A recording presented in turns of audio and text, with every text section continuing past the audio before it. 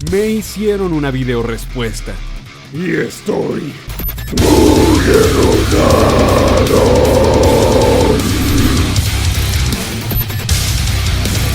Nah, no es cierto. De hecho, me pone muy feliz porque 1. Se trata de una video respuesta con argumentos y no una pérdida estéril de tiempo como usualmente. 2. No se trata de uno de esos creadores de contenido como Marina Golondrina, Talkinvidia o Esquizofrenia Natural, donde hablan idioteces pero no tienen la cara para sostener sus palabras. Y 3. Porque tocó un tema interesante que hace aflorar el sano debate y se comparten ideas en una comunidad ya de por sí intolerante a la diversidad intelectual. Se vale estar en desacuerdo, podemos llegar a muchos temas divertidos e interesantes de indagar, y dígase de paso, aprender en el proceso. Así que, en serio, muchas gracias, David. Hacen falta más creadores así en la comunidad. Aprovecho de una vez para recomendar su canal, ya que es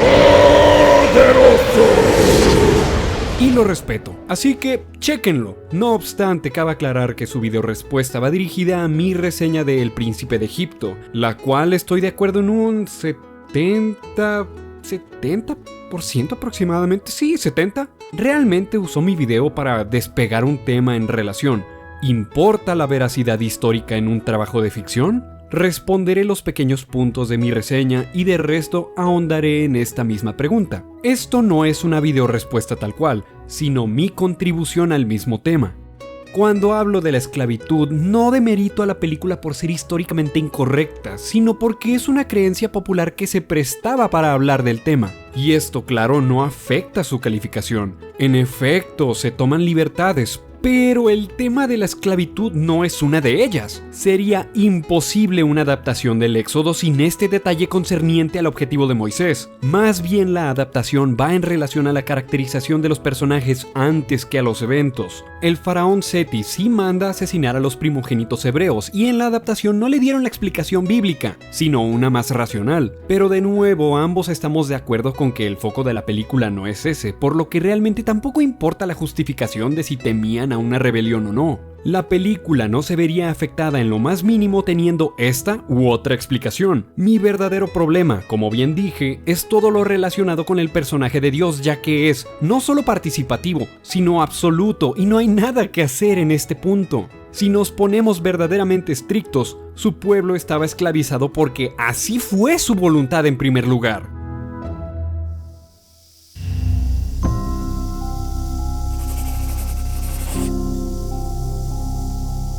En el momento que una obra se nos presenta con la puntualidad de estar basada en hechos reales, generalmente implica que se trata de algo para nada cotidiano. Puede tratarse de algo increíble, tal vez de una persona excepcional, o de algo tan simple como una remota pero existente probabilidad estadística. Sin embargo, el punto de estar en nuestra realidad es la constante. Con esto en mente, es de esperarse que los eventos ubicados en dicha adaptación sean extraordinarios. Hay veces en las que de verdad la realidad supera la ficción, por lo que no es de extrañar que se quiera reconocer a la obra como algo verídico y se use de gancho para generar interés. Esto en sí mismo no es para criticarse negativamente, pero a fin de cuentas es bastante irrelevante. Si es algo inspirador y termina teniendo un buen mensaje, a lo mucho puede pasar por una anécdota, pero no es un añadido a su calidad. Estos casos son directamente lo opuesto a un slice of life en su ejecución, donde se hace énfasis en la cotidianidad, aunque la similitud y virtud de este tipo de historias al estar ubicadas en nuestra realidad, sin elementos sobrenaturales, es el poder de llegar a ser el tipo de historias más pragmáticas porque tienen la capacidad de resonar con una gran mayoría. Cabe aclarar que estos eventos, por muy verídicos que sean, un escritor debe cuadrarlos para plasmarlos en cualquier medio, ya que la vida real no tiene narrativa y no va direccionada a ningún lado. Los conceptos narratológicos no convalidan porque no hay nada predestinado en ella, a diferencia de la ficción donde todo es una conveniencia argumental. Plot device, Deus Ex Machina, MacGuffin, etc. La vida, por otro lado, es continua y pocas cosas pueden describirse como convenientes, dado a que no hay nada que la detenga. Posee la facultad análoga de lo que tiende al infinito, por decirlo de otro modo. Cuando hablamos de narrativa, hablamos de que la dirección de sus eventos tiene un punto. Entonces, con esta cuestión en mente, ¿qué pasa cuando una obra adapta eventos reales de la historia misma? ¿Qué pasa cuando se alteran superficialmente los elementos de una historia sin modificar su narrativa o su mensaje? Como llegué a decir en un antiguo video, la documentación de lo que intentes representar siempre será importante y denotará qué tanto interés hay por detrás. Si hay alteraciones, se podrá juzgar con qué tipo de intenciones carga. Si hay algo de lo que siempre hago énfasis en mis videos, es apuntar el mensaje de las obras, qué trata de transmitir y cómo lo hace. ¿Qué tan competente es el guión para aterrizar lo que nos quiere decir? Hablamos de si algo es bueno o malo, si es arte, buen entretenimiento o una basura. El objetivo es eso, el mensaje, todo radica en el mensaje. Asimismo, todo aquello que cargue con una trama tiene uno o varios de estos, directos o indirectos, y aquí es donde debemos ser perspicaces en nuestras conclusiones. Si tenemos contemplada la historia, sus eventos, personalidades históricas, actitudes y condiciones de la época, y se ejecutan bien, hablamos de una buena adaptación, independientemente de la historia y su calidad como obra. Si se ejecutan mal, hablamos de un trabajo simplemente incompetente por ser, de forma consciente o no, ignorante. Pero por otro lado, si solo hablamos de una buena sucesión de eventos, es inverosímil no tomar estos elementos en cuenta en su mensaje, ya no porque se trate de una deshonestidad bajo el eufemismo de libertad artística, sino porque es una movida, como mínimo, sospechosa. ¿Por qué importa exactamente la alteración de un elemento superficial en una historia? But this thing some people call blackwashing is not a problem. It's not even a thing. If a character's ethnicity has nothing to do with their story or their character, you can change it. It does not matter what color they are. You can call it blackwashing, race bending, or whatever the hell you want. I just call it a good thing. Una mejor pregunta sería, si es que no importa, ¿por qué alterarla en primer lugar? Que quede claro, no estoy en contra del revisionismo histórico. Existen cosas que aún desconocemos y se pueden cuestionar. No obstante, sí estoy en contra de dar una idea errónea en base a elementos indirectos que no corresponden a la narrativa. Sobre todo porque, aunque hablemos de entretenimiento, y es verdad que la gente que le interesa la historia no debería informarse de películas, es cierto también que la gente termina generándose una imagen distorsionada de la realidad.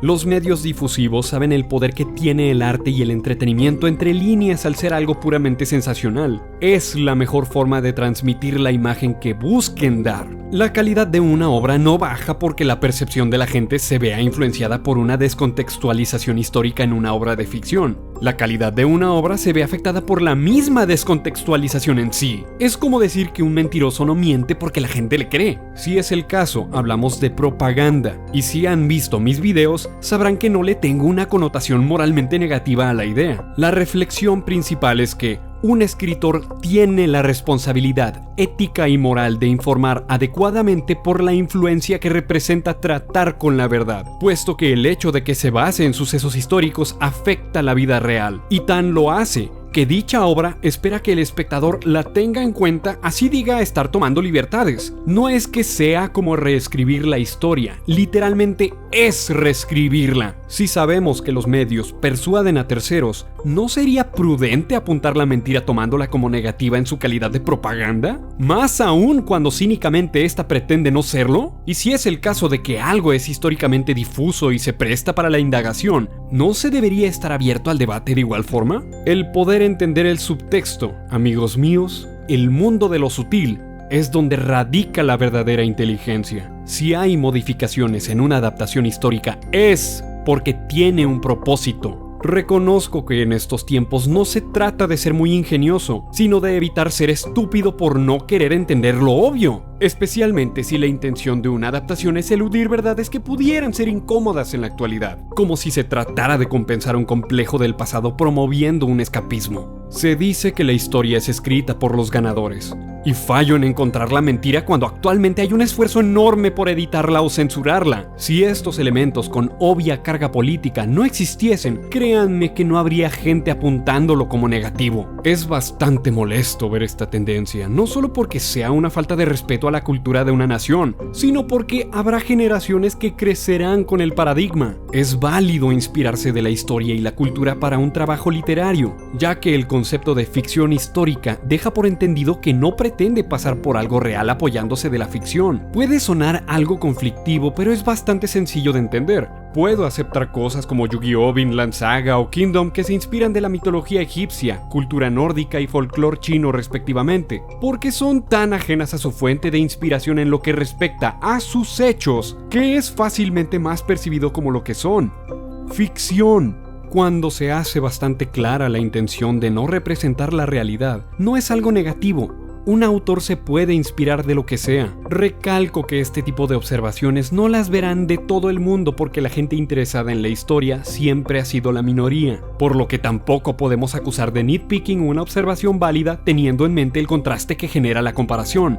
Por otro lado, seamos honestos, un escritor tampoco es un historiador. Es normal que el resultado literario no vaya a ser 100% fiel a la historia misma. De otra forma, todo intento sería inabordable. Pero esto es relativo cuando es evidente que el producto busca ser lo menos falso posible, ya que una cosa es pecar de inocente con pequeños datos incorrectos, y otra, excusar un dato malicioso imposible de negar en la historia.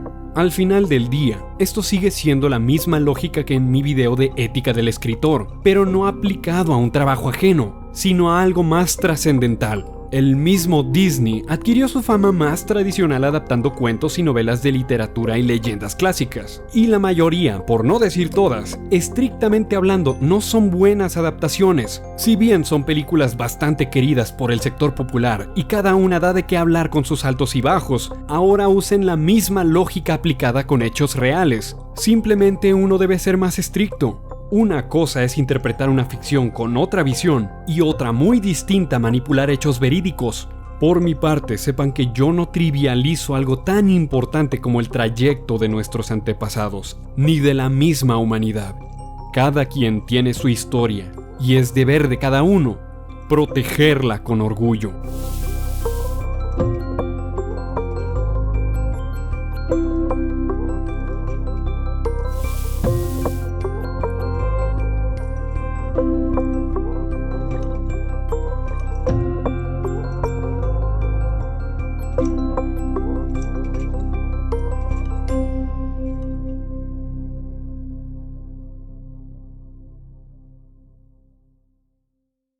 We will get some rap versions to make it that way.